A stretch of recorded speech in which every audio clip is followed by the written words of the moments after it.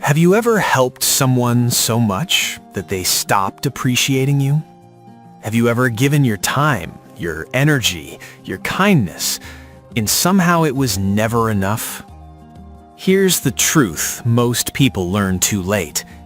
Being good doesn't always protect you. Sometimes it teaches people how to take advantage of you. Kind people don't get hurt because they're weak.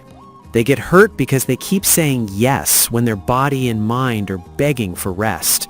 They help even when they're exhausted. They give even when nothing is coming back.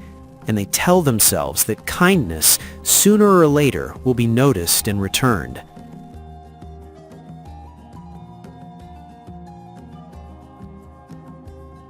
But over time, something changes. People stop asking politely. They start expecting.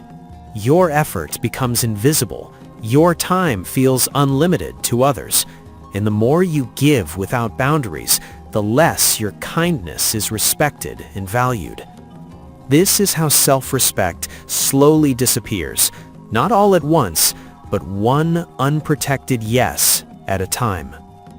There was a man named Thomas. Everyone in his community knew him as the kind one. If someone needed help, Thomas showed up. If someone needed money, he gave it. If someone needed time, he listened without complaint. At first, people praised him. They called him generous. They called him dependable. And Thomas believed this made him valuable. But slowly, praise turned into expectation. When Thomas helped, no one said thank you. When he paused for rest, people acted disappointed. One afternoon, a neighbor asked him to help again. Thomas was exhausted. His back hurt, his hands were sore.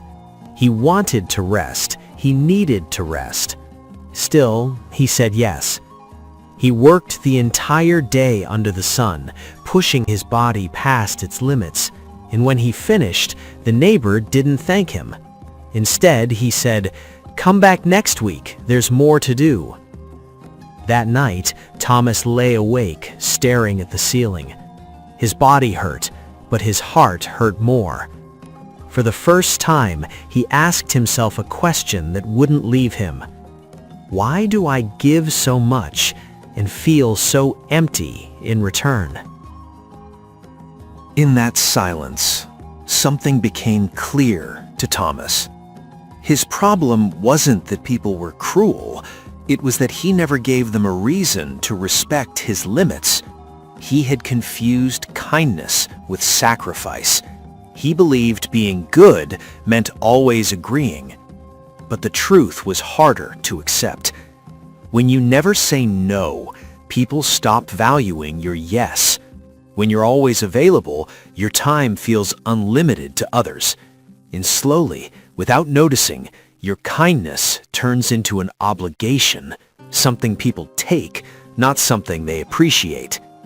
That night, Thomas understood something painful but freeing. His kindness had no boundaries.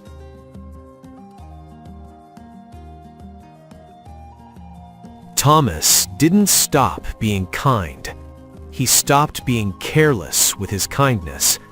He realized something most people never learn.